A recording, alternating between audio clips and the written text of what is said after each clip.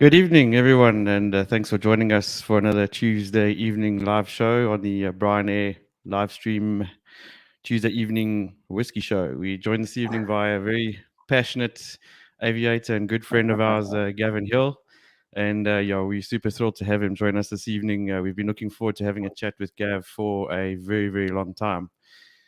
Gav has got a great story to tell. He's obviously was with us at SA Express for many, many years. Gav's an experienced Dash 8 captain.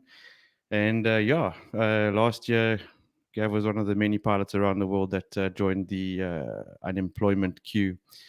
But that's all come to a change. Gav has recently found himself an opportunity to get back into the flight deck. And we were looking very forward to hearing a bit more from Gav about what his experience is so far and listening to your story.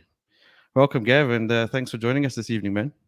How's it, guys? Yeah, thanks for the invite. It's good to see you guys.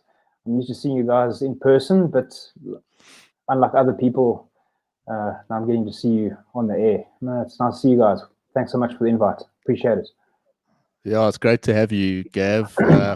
As Ryan said, it's been a long time coming. Someone we've wanted to get on the show for a while, and you do have a real story to tell because I think of everyone we've interviewed so far, yours probably most closely resembles the typical South African scenario.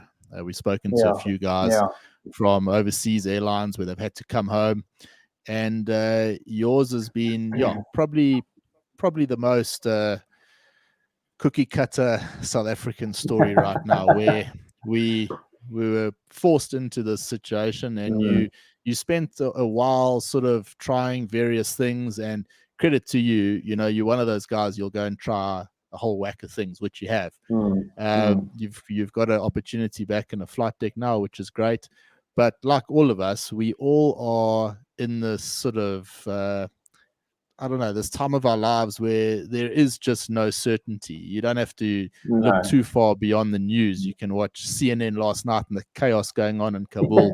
And it just brings it to light how, what state the whole world is in at the moment. But I think just from our listeners' point of view, will you just give us a bit of a rundown on your aviation career? Okay, so myself, like many other pilots out there in the world, I had this passion for aviation from a very young age. I think my earliest memory was flying with my uncle in his Ryan Navian, and I found that quite ironic. There's a Ryan Parrock there. I've got a good friend, Ryan Beckley. There's Ryan Air. There's Brian Air podcast. So Ryan obviously fits well in with the whole aviation theme. So I went flying in a Ryan Navian, and for those of you who don't know what that is, you can go and Google it. But basically, it was a four-seater low-wing aircraft that was designed and built by the North American Aircraft Corporation. They were the people that built the P-51 Mustang. So from what I understand is that aircraft was designed and built for, the retired military pilots that flew P-51s and wanted to go and fly with their families around the countryside. So I went flying with my uncle. I was about, I can't remember what age I was, but it was at a very young age. And since then, I've always wanted to fly. I've been passionate about aviation my entire life. I used to be one of those kids that, I'd take my binoculars outside and have a look at every aircraft that flew over. And I used to frustrate people because I'd run outside and tell them it's that or this or whatever by the sound or by the way it looks. And when I was in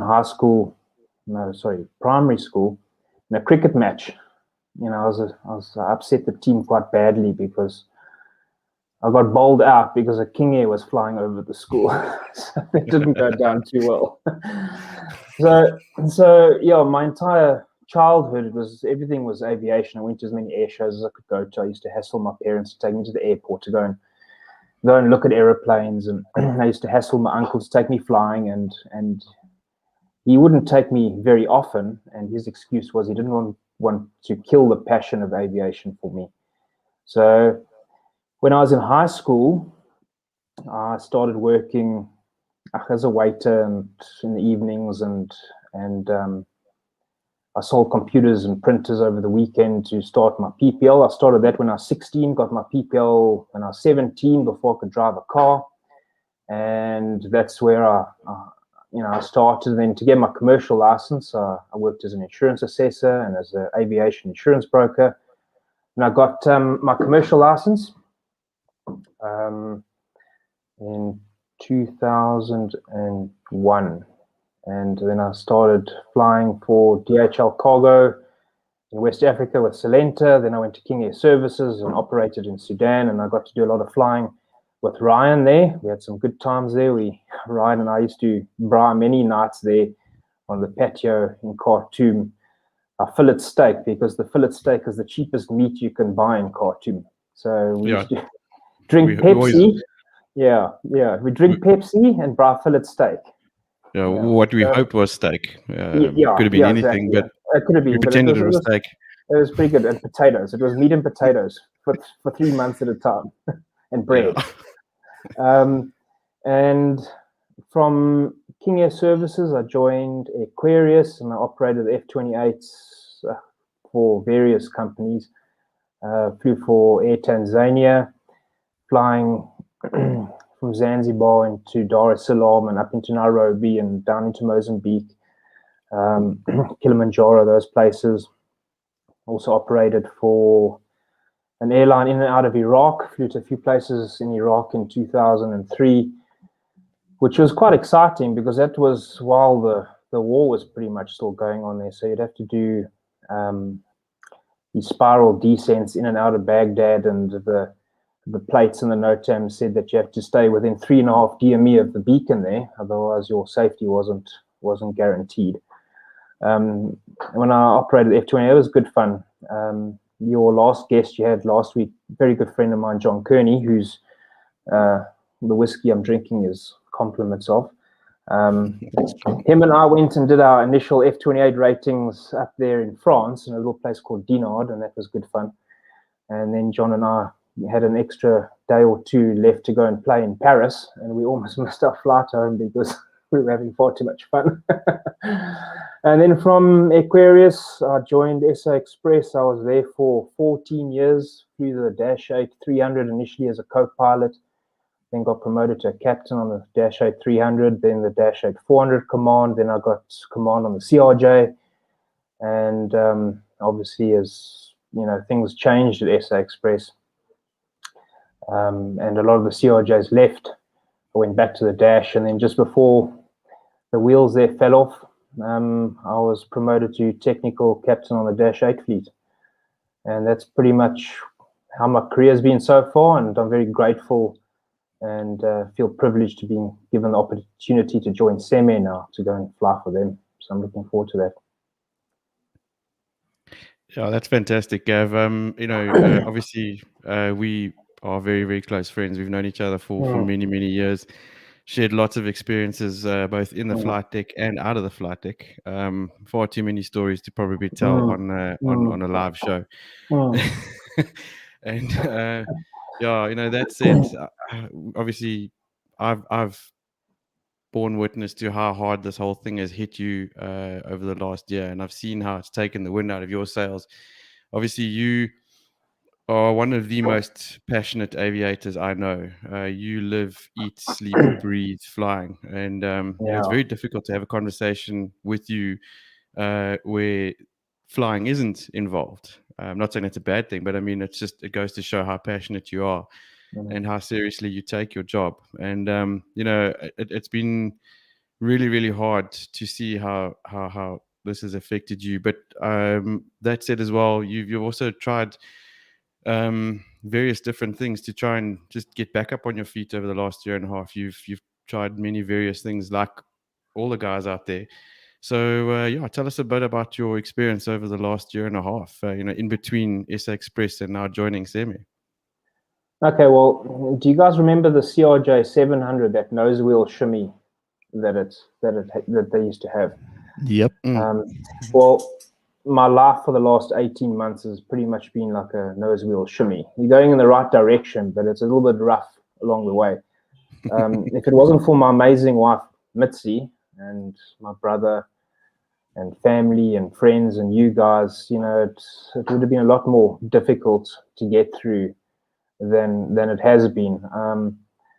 I tried, you know, that initial lockdown was difficult. It was a case of sitting on the couch because you couldn't go anywhere. So you watch TV and you have virtual braais with people or something like that. And you kind of sit there and you think, well, what now? What do I do now?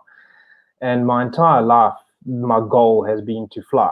You know, I've flown radio-controlled aeroplanes. I've got a few hours on helicopters. I did a paragliding license. I've skydived. So everything for me has been aviation. So, you know, I thought, then I'll start a business. And then you look at ideas and you think you come up with a brilliant idea, and then you do a little bit of research, and then that idea has been done already. Or you want to start a franchise business, and then you look at the costs involved with that. And then, you know, we weren't, when SA Express, you know, stopped operating, we weren't offered any retrenchment packages or anything like that to survive off. So you didn't have the funds to go and buy a franchise or start something new, because, you know, essentially starting a business takes money and you don't know if that's going to work. So it's a gamble. Do you live off what you've saved, or do you try something new? And I didn't want to quite take that gamble, you know, because I've worked really hard to get where I am now, and, you know, everything that I've accomplished. And I didn't want that to, you know, disappear by making a bad decision in starting something. So during the lockdown, between all of the virtual braais and watching Netflix and binge watching series, etc., I learned how to make sourdough bread. And that is, that's a long process. It's not a case of in an hour you'll have bread. It's like you got to get your sourdough starter ready after 9 days. And then after 9 days and a few more hours later, you have some really good bread. So I was quite proud that I baked my own bread. And that was inspiration from one of our old colleagues, old Fran. She used to post pictures of her sourdough breads all over Facebook.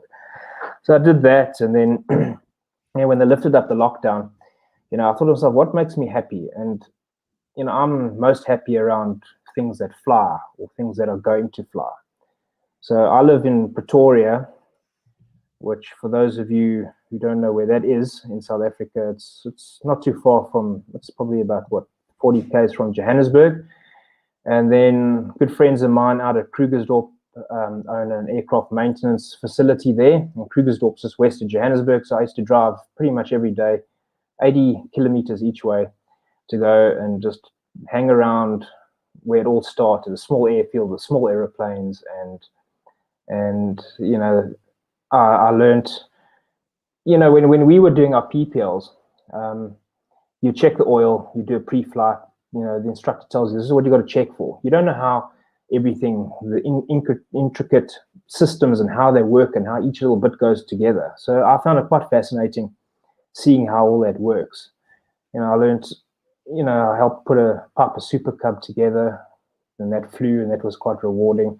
Seeing how helicopters get pulled apart and parts replaced, and you know, learn how to rivet and learn how mag timing works and how everything works. And I found that, you know, quite rewarding.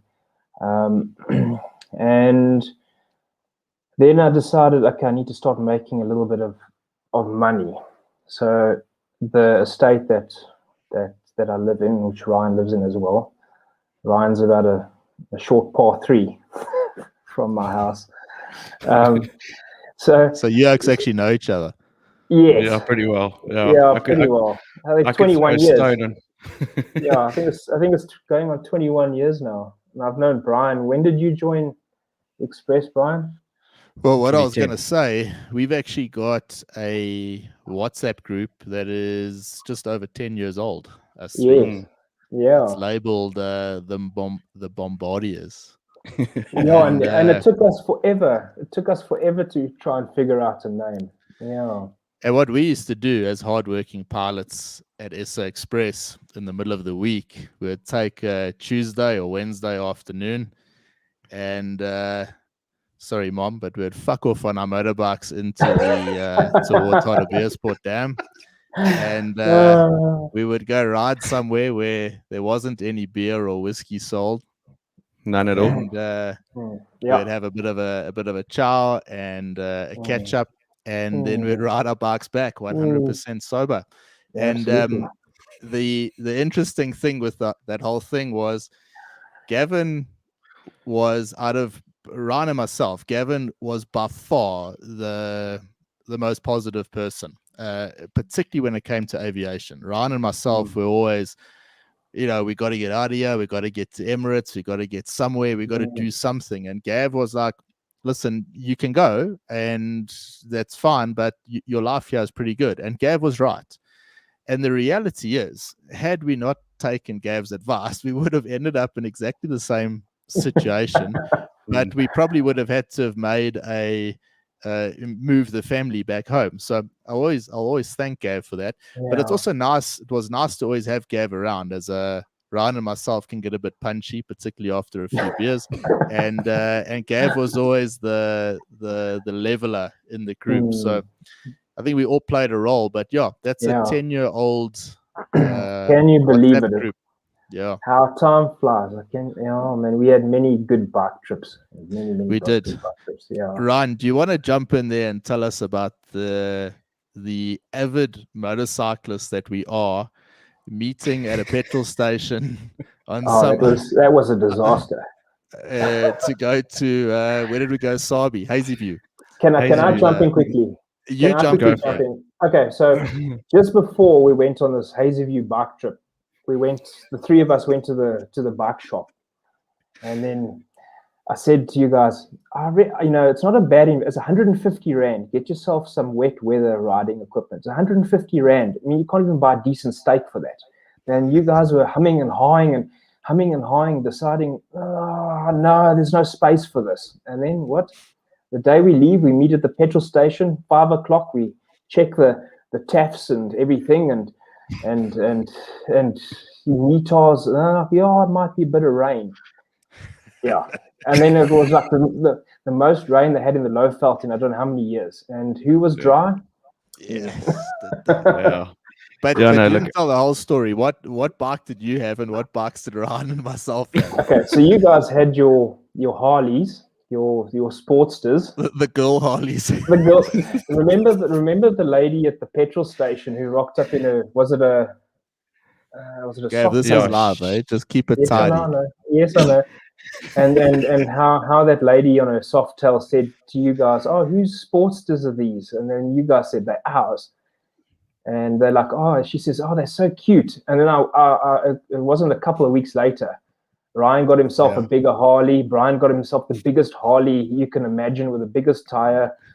So and I was there on my super bike, which isn't exactly the most ideal tourer either, but I was dry. So it was a good. We rode all the way down there for drinks at the bar at the place we're staying, and then we rode all the way back in the rain.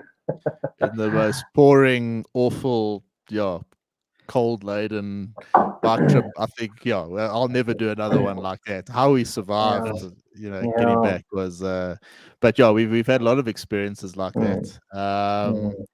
We had another one to Clarence not so long ago.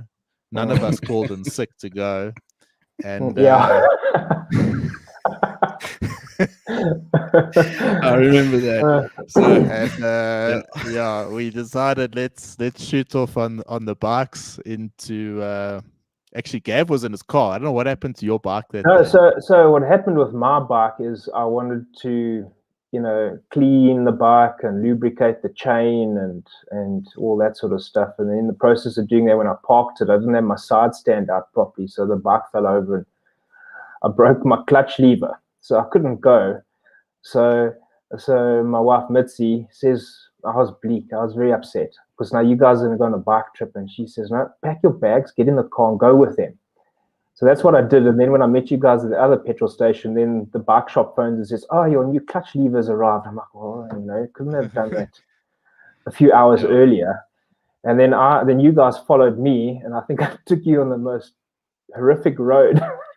If you had heard what was going on in my helmet at the time, because for two reasons. We decided that you would navigate because you were in the car, And you took us through. I think it's some place in the Free State there with some dodgy areas on the bumpiest roads on my bike, because I had a Harley. Brian was on a multi-strada at the time, and it wasn't a pleasant ride. Not to mention, it was at the end of May, and it was like the coldest day of the year. I've never been so cold on a motorbike like I was that trip. And again, like Gav sitting all warm and cozy in his Jeep. It's like this guy just never gets any of the discomfort. And then Brian has his heated grips and windscreen. Yeah, I was comfortable. But we've had some fantastic times as good mates, and certainly for me, Gav, when this all happened, the guy that I sort of felt for the most was you, because you're a real passionate aviator. You're a born and bred aviator, as you said at the beginning. You just want to fly, and you're good at what you do. And when that gets taken away overnight, like it has with so many, it's not something to be dismissed. It's a serious thing that hasn't sort of fully been addressed. You weren't given any compensation, and I don't care what anyone says, man, that compensation goes a long way when you're sitting at home without the opportunity to go and do what you do. So I really did feel for you in that. But I want to ask you a question now.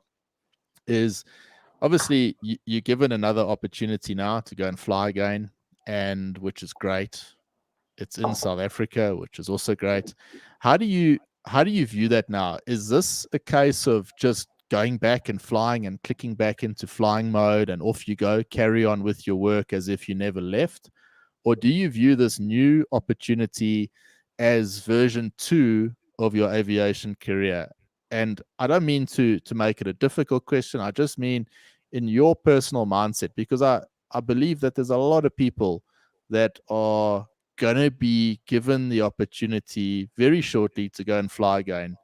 And do you go into it hell-bent like we did when we were 19, 20 years old, and this is what you're going to do, and you're going to make it work? Or do you go in with a little bit more caution and sort of think to yourself as well, maybe I need something on the side, maybe I should look at a few other opportunities, not in aviation? Or is this just, like I said, clicking into gear, off you go and carry on flying, do what you do well?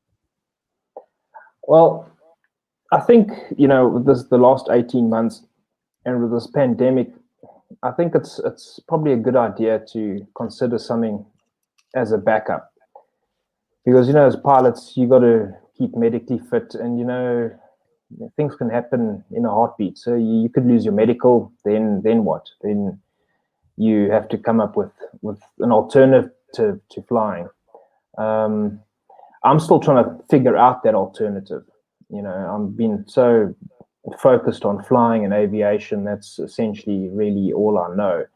If it was to do something besides flying, it would be nice to stay involved with aviation, in a field that I understand and know, and experience that I can share. The question you asked about, is this version 2? No, I wouldn't say so. I think it's I've had an 18-month pause in my flying. I'll go back in there as if I was on a 2-week holiday. I'll just carry on the way I was doing it before. Yeah. Just to add to that as well, I've flown with you many times at SA Express, and Gav, you, besides the fact that we are good mates, I can pretty much guarantee that everybody that worked with you at SA Express would guarantee with this comment, you were one of the captains that made a flying day so pleasurable. It was so nice to get to work. You have a briefing. You had this way of just commanding the whole flight from start to finish in a very relaxed but professional manner at the same time. Nothing seemed to overphase you, and it was such a pleasant day to fly with you in that respect. So I think Semi are very lucky to get someone of your caliber joining the operation, as with many of the other guys that have recently joined. And you guys are, I'm pretty sure, going to really add to the quality of that operation going forward. So I'm very happy for you that you've managed to get a slot in there and then get going and get back to doing what you love. You see. Yeah. Sorry, carry on. No, I was just going to say, the guys that are going to get to fly with you at Semi are certainly going to have a great time in the flight deck, man. I hope so. Yeah, look, I'm the same, on a social level. I'm the same in the flight deck. I've always been that same person. Obviously, whether you're a co-pilot or captain, you got to fit that role as well. But I never changed my personality. I had to do things that were necessary when they were necessary, and that's part of the job. But essentially, I was always myself. And I can't remember who it was, but years ago, it was, I was taught that you don't demand respect, you earn it. So if you treat people fairly and,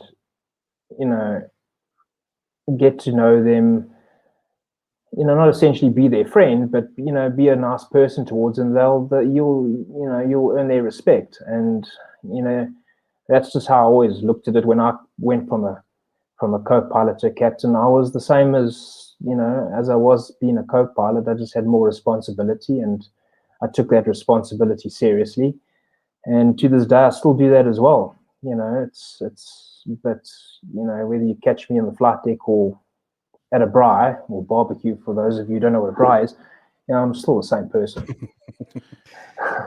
Gav, you're talking about consistency in your person there, in your being. Obviously, we're heavily involved in aviation training. A lot of the people that we train are from Africa, and there's a lot of youngsters coming through the system. Despite what South Africans might think, the things that are happening in Nigeria and that at the moment are quite incredible. There's new airlines popping up daily. Ryan and I, in the last 3-4 months, have had the opportunity to train a lot of young Nigerians, and a lot of them come to us with very little background in terms of mentorship or people that can add value to their aviation careers, but also their careers as young men or young women. And what could we add? What could Gavin Hill add to the youngsters that are coming through the aviation system in Africa? You've, despite what happened now in your last job, it had nothing to do with you. That was a black swan event, and had that not happened, you would be a senior person in that company. So what advice could you offer youngsters out there to get the most out of their aviation career? I'm not necessarily saying being the best, most parade pilot in the world, but get the most out of it, because like Ryan iterated earlier on, you had this natural ability to just enjoy flying. I never once saw you in the ops room. I sometimes was throwing my toys, I was throwing clipboards around, shouting at whoever I could find, because they were stuffing me around with the bloody flights. And I do not miss that 1 second. I just I don't. But you were always so cool. It was like, oh, how's it, Gav? What are you doing here? Oh no, flight's delayed. When? Oh no, 4 o'clock this afternoon. It's like, what? Are you going home? No, I'm gonna chill, man. So you had this like amazing ability to just fit into the environment. I think it's really cool. I think a lot of youngsters can learn from that attitude that you had. Can you talk about that for a bit, if that is something that you were going to offer as advice?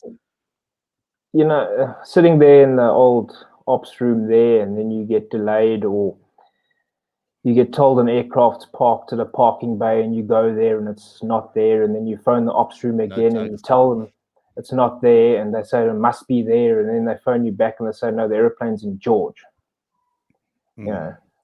So I used to But hang on, great. We went bankrupt because of the coronavirus, didn't we? Yes. Yeah. Correct. Yeah. Let's get that straight. No, that's very important. That It wasn't DPE. No. It wasn't the running of the company. No, it was definitely Corona. I remember 28th of February when I did my very last flight, and I parked the aeroplane and didn't go anywhere after that. That's when Corona hit. About a month before it hit the rest of the world.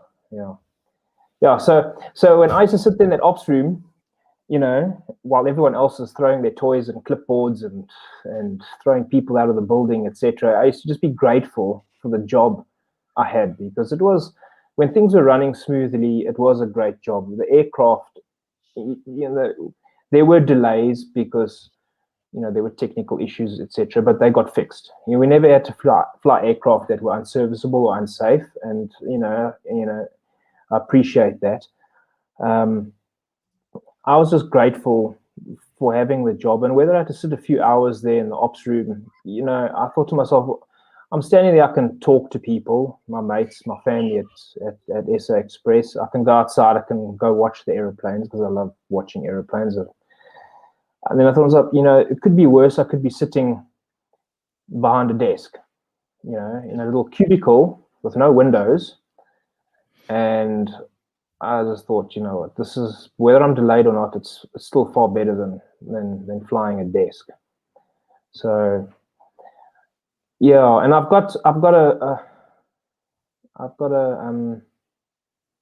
long fuse. Let me put it that way. But when the fuse goes out, then it's, how in the movies and those old cartoons that zoom out of somewhere and you see that little mushroom cloud. Yeah. But I'm quite calm and collected, and I think that's why flying for me has been so enjoyable in an airline, because that calm and collected sort of nature. I don't jump to conclusions or let the wheels fall off too early. It takes a while. Something you said there now, Gav, as well, I think is something that Brian and I often try and mention to the students that come through some aero. We very subtly try and remind them that they are very lucky to be in the position to still have flying jobs. Yes. And it's something we'll probably talk about in later podcasts to come, but it's something I've identified and becoming quite passionate about, is the general attitude towards aviation from young pilots. Some of them aren't always getting into aviation for the right reasons, and they don't take their training as seriously as they should. And that can often be very detrimental to them. And I've had to say it on more than one occasion. You guys just better realize how lucky you are to actually have a flying job, when there's so many very well experienced guys out there that would jump at any opportunity that would come their way. But it's that demeanor and your characteristics were certainly a good trait, and it was a big part of your good reputation at SA Express, Gav. Yeah, you got to love what you do. That's at the end of the day, you got to love what you do. I'm very grateful. My parents, my passion is always, I want to be a pilot, and I was never forced into doing anything else but follow my dream, and I did that. A lot of people out there, they get forced into being accountants or doctors or whatever, and they become successful, but they don't enjoy their job. It's not their passion. I think for all the youngsters out there, if flying is your passion, go for it. If flying isn't your passion and it's not something you really, really want to do, consider doing something else. Because at the end of the day, if flying's not what you're going to enjoy doing, there might be something else out there that you would prefer to do. Yeah.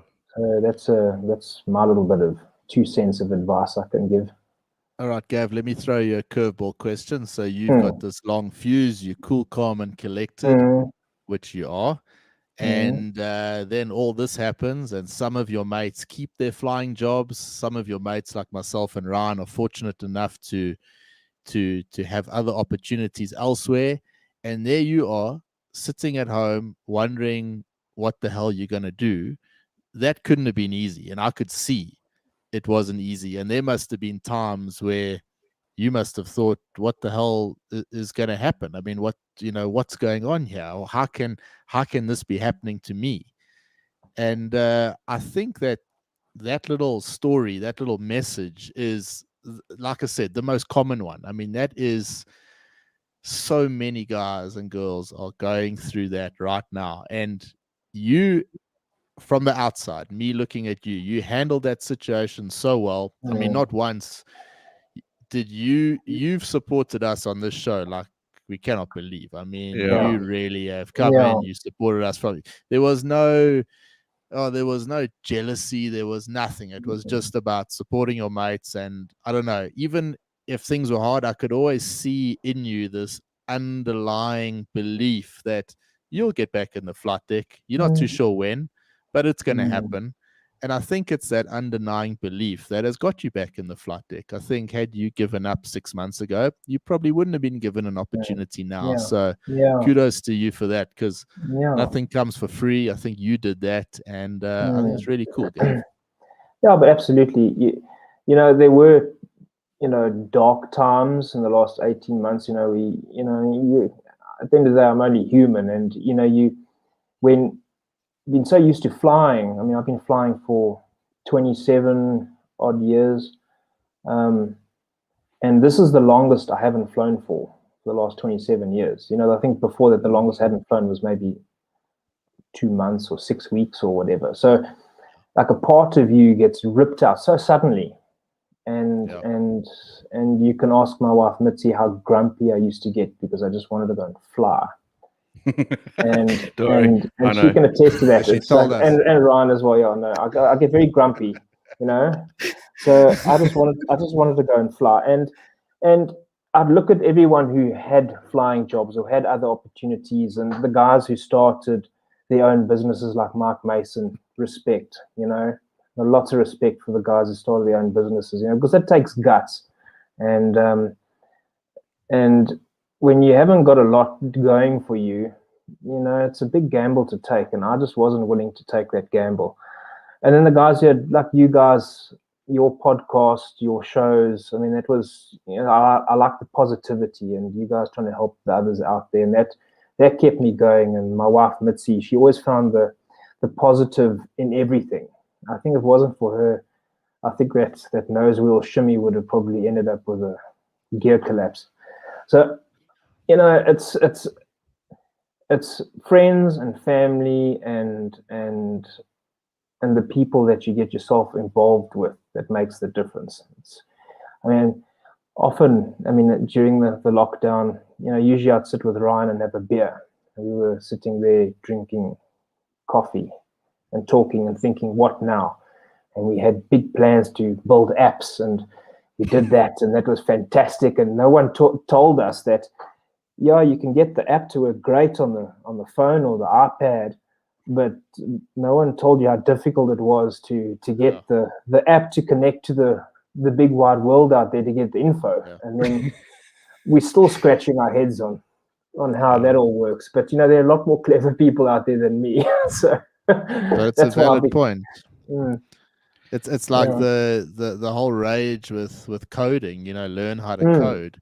Well, you don't necessarily need to know how to code anymore because there's apps out there that do all the frontline stuff for you. So exactly. But no one teaches you this stuff. You don't learn it at school. And you get forced into the situation. You kind of have to adapt. And I hear exactly what you're saying there. I could see it playing out with you at times, and you almost have to leave people to make the mistake. Ask Ryan with us, use the podcast as an example. Even today, we're sitting down discussing what we actually do with the show, and maybe it's a good time to throw it out there and discuss, what we want to do. We've got this platform, we talk live, it's great, takes up a huge amount of time because we got this show.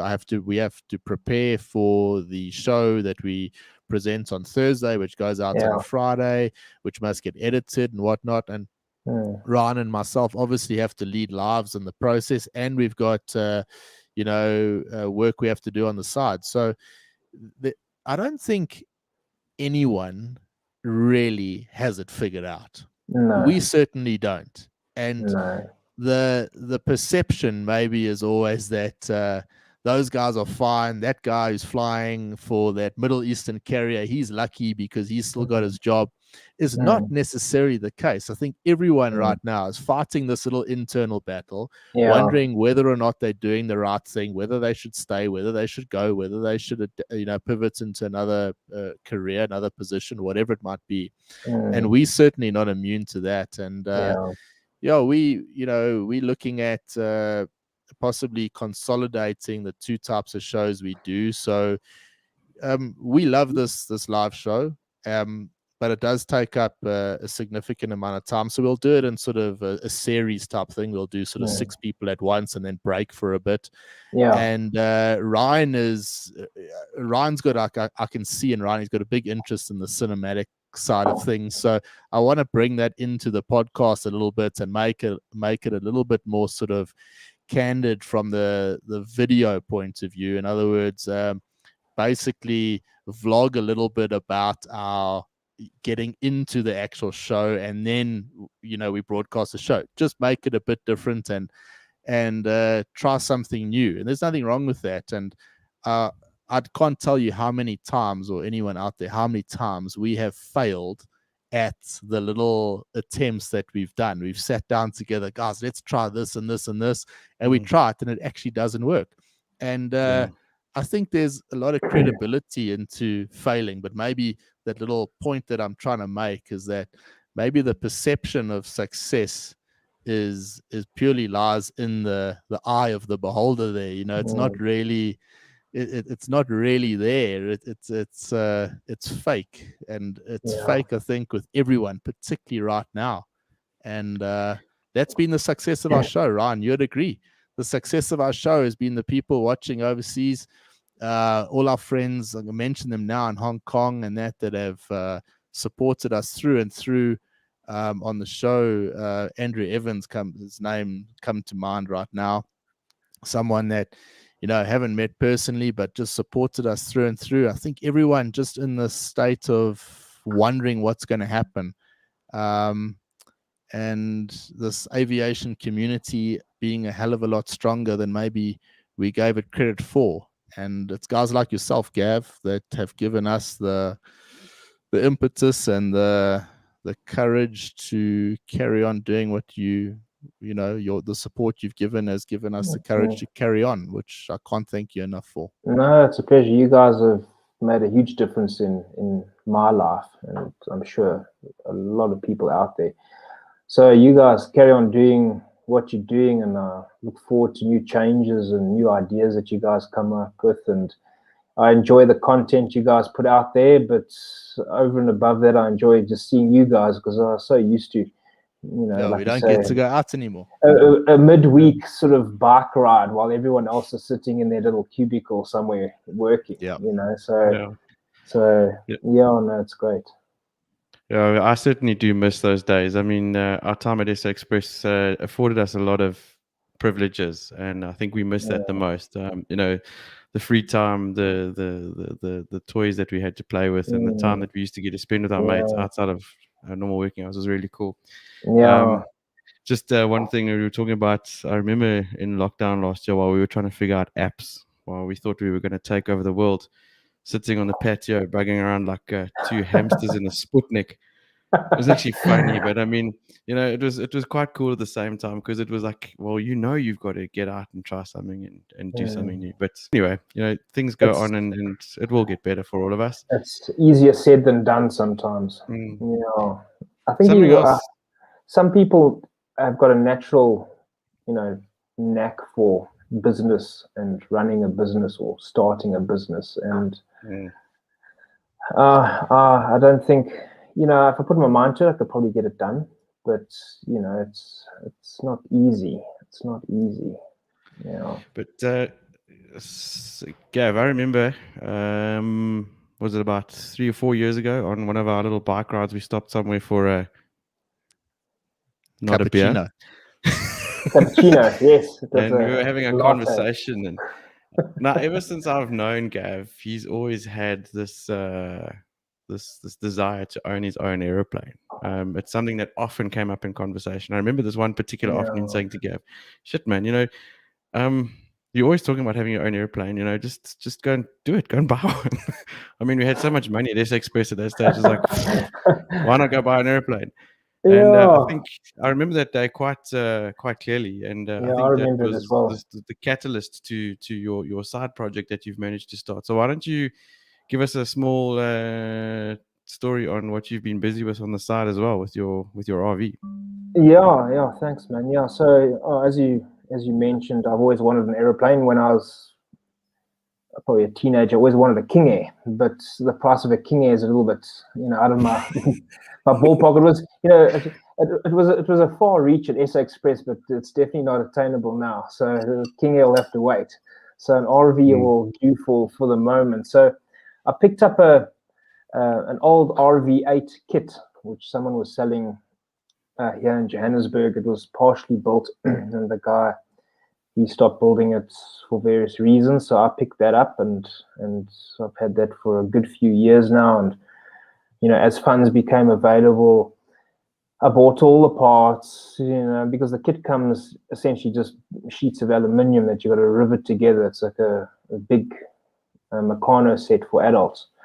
So you got to buy the instrumentation and the engine and the propeller and the interior and all that stuff separately. So, when I was still working at Express, when funds became available, I'd, buy this and buy that. And then I suppose one positive thing about this pandemic, it gave me the time to go and tinker with this aeroplane and go and start putting it together. So it's a Vans RV8. It's a kit aeroplane, very popular. There's about 11,000 RVs flying around the world, various models. You get them all the way from an RV3 up to an RV12, 14 at the moment. The one I'm building is an RV8. It's a tandem two-seater tail dragger, fully aerobatic. It's powered by a Lycoming engine, constant speed prop. And growing up and going to see air shows, I used to always be awed by the guys who did the aerobatics, and I always wanted to do aerobatics. And I've been fortunate, in the few years lately, going up in Harvards and doing aerobatics, and going up with other friends who've got RVs and doing aerobatics. So, I'd like to get involved with that eventually.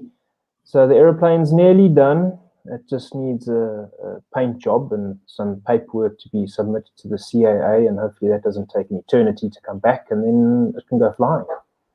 So exciting. Then I'm going to put Mitzi in the back seat and go and tour the countryside. Oh, that's awesome. Yeah. It's nice to hear you so upbeat, Gav. I think, it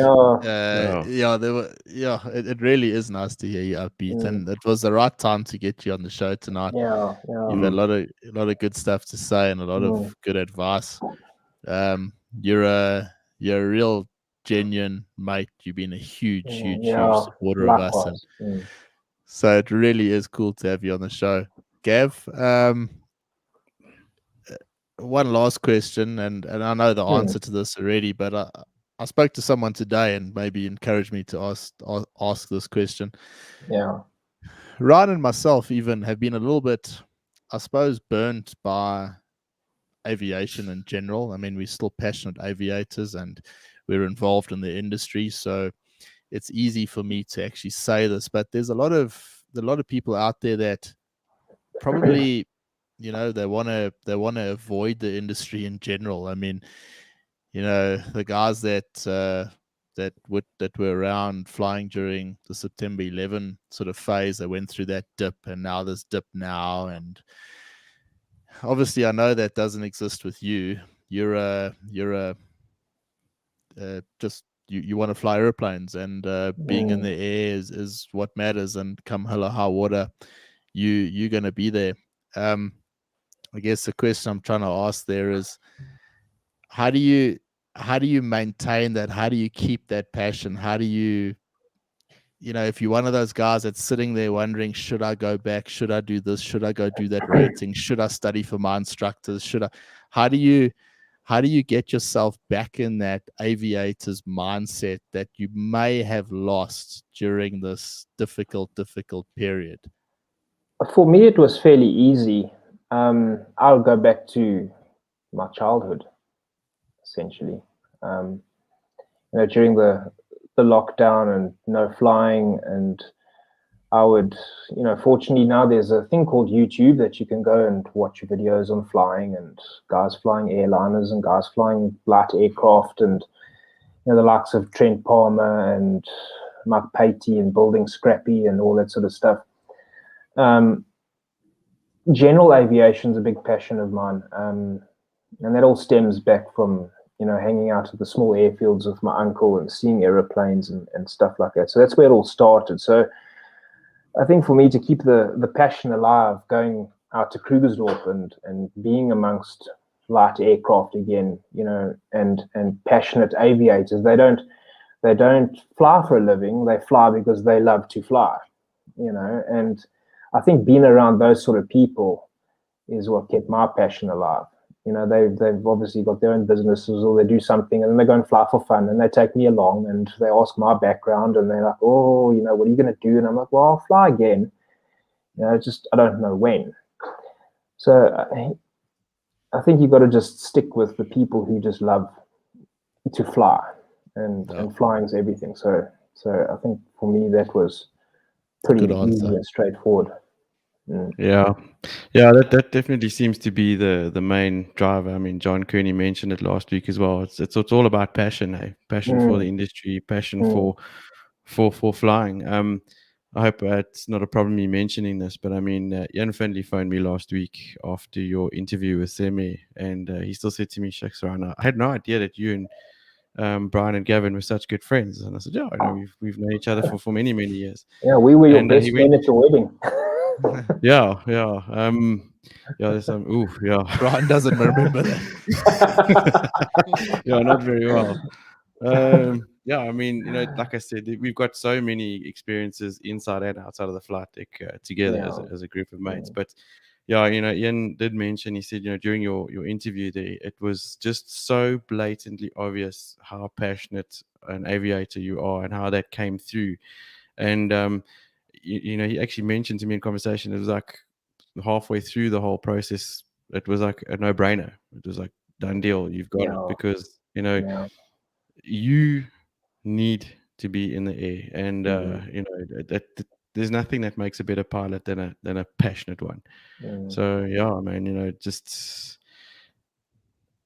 I gotta say, you've done a very good job of keeping it alive, and your influence in that, I almost want to say it is quite what's the word for it? I'm clapping a no-brainer here now, but it's sounds like what? We don't laugh, so don't worry. Yeah. I mean, it's pretty toxic. It's very influential.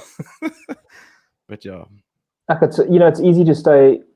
No, I wouldn't say it's easy to stay positive, but just associate yourself with people who are positive and have the same mindset. And for those of you out there who have lost your jobs and are passionate aviators, that passion it'll be alive forever. So everything will come right. Everything happens at the right time for the right reasons. I mean, I did a very short stint as a car salesman for a total of 24 hours.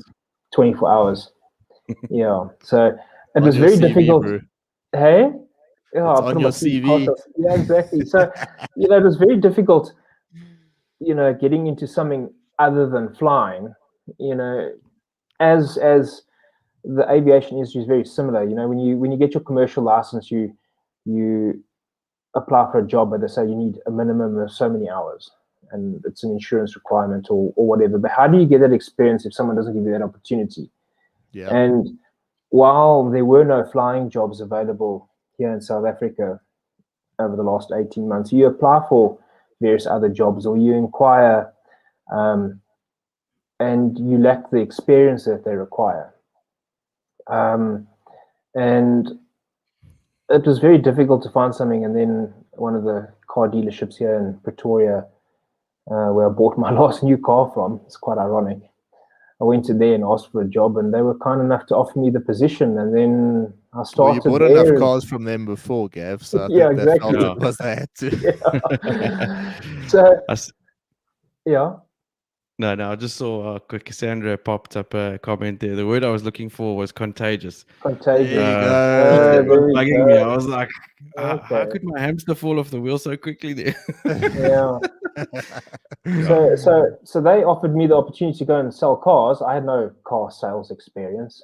So I started there, and I sat there from 8 o'clock in the morning to 5:30 in the afternoon, and the people there were fantastic, and the product they were selling was fantastic. But at the moment, people don't have jobs or don't have, the funds to go and buy new cars.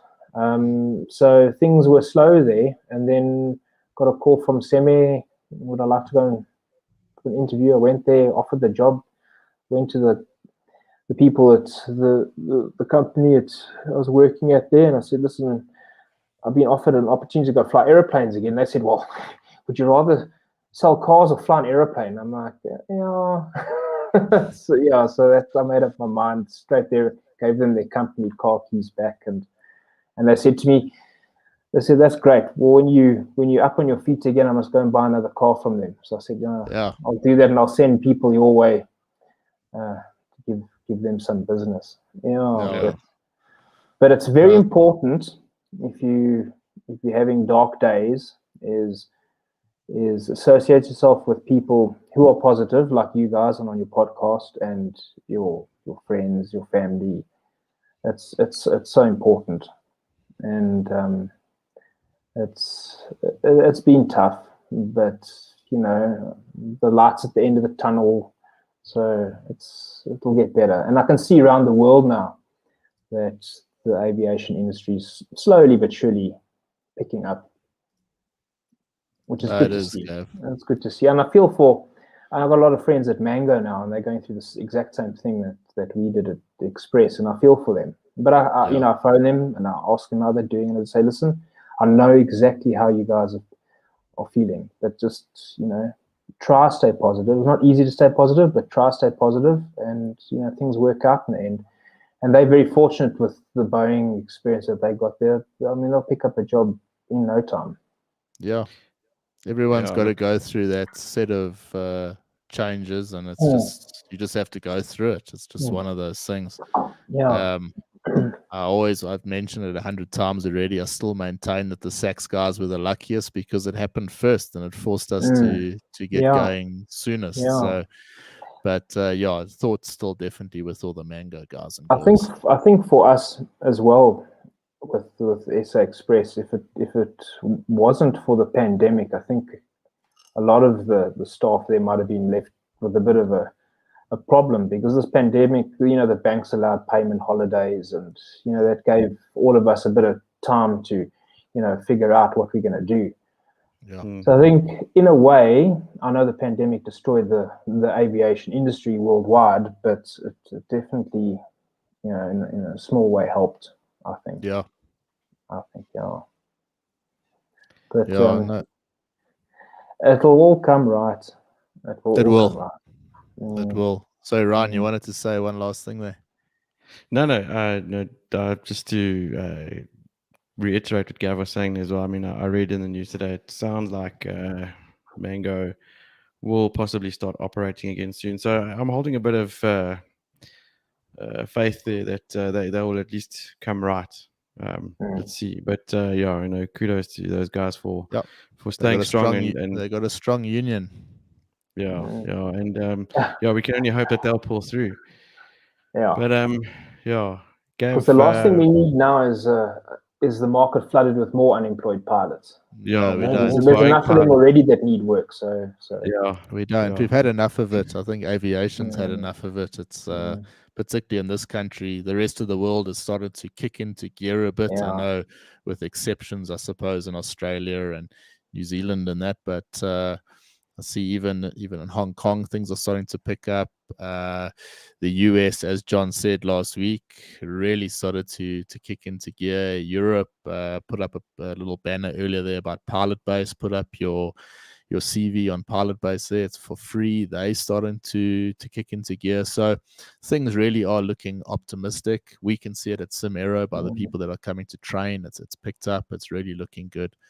The industry will survive. The industry is bigger than all of us, so it will come out of the other side.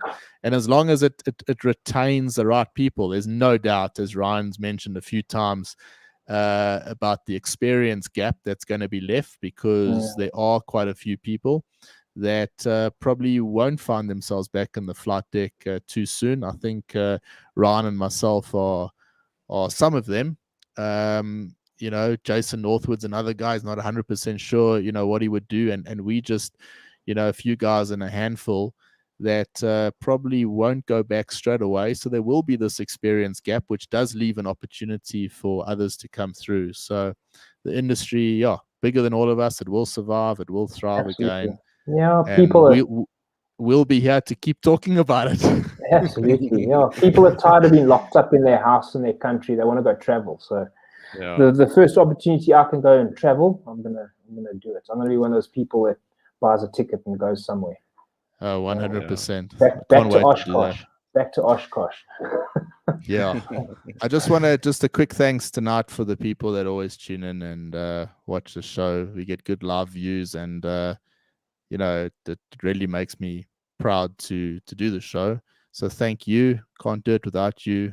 And anyone that wants to get in touch with any of us or any of the guests that we've had, please do not hesitate to send me a mail. My email is always in the show notes there. Just shoot me a mail, and we're happy to get in touch with you. Gav, if people want to get hold of you specifically, where's the best place to go? They can look me up on LinkedIn. They can look me up on Facebook with Gavin Hill. So pretty straightforward. Cool. Yeah, they can do that. And I just want to say a last thing quickly. I'm very proud of you guys as my mates and as my, you know, previous colleagues, and getting to fly together. You know, I'm very proud of what you guys have done and how far you've come and accomplished with your show. And I look forward to next week's episode and the next guest you have on the live show. Thanks, and until we go and have another bike ride one day. And we'll fly together again, either in the simulator or in the RV. Yes. Definitely take you guys up in the RV. No, for sure. No, for sure. Awesome. No, awesome. Thanks, Gav. I appreciate your support all the way through. You've been fantastic. And thanks again to my co-host, Ryan. Can't do it without you.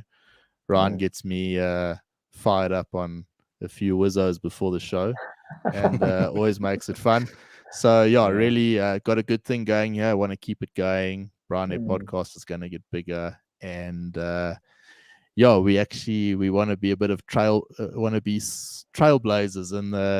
in a sort of new area and dive into sort of different avenues of what we're doing. So looking forward to that. Thank you for your support, everyone. Have a lovely week and keep supporting aviation. Thank you. Thanks, Gav. Thanks, Ryan. See you guys on the other side. Cheers for now. Thanks, everyone. Thanks.